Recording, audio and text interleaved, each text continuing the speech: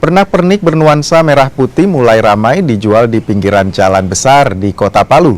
Beragam aksesoris untuk kendaraan, rumah, dan kantoran juga mulai ramai dijajakan para pedagang sejak akhir Juli. Salah satu pedagang yang juga mahasiswa ini mengisi waktu senggang kuliahnya dengan berjualan pernak-pernik Hari Kemerdekaan. Rival bilang pembeli sering ramai ketika beberapa hari jelang perayaan kemerdekaan Indonesia.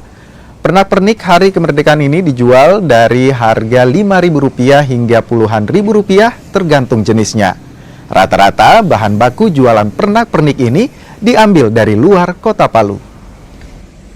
Yang paling banyak itu aksesoris. Biasanya kan aksesoris ini dipakai untuk ada anak-anak yang mau pawai 17-an. Nah itu juga bendera, terus sama ini bandir.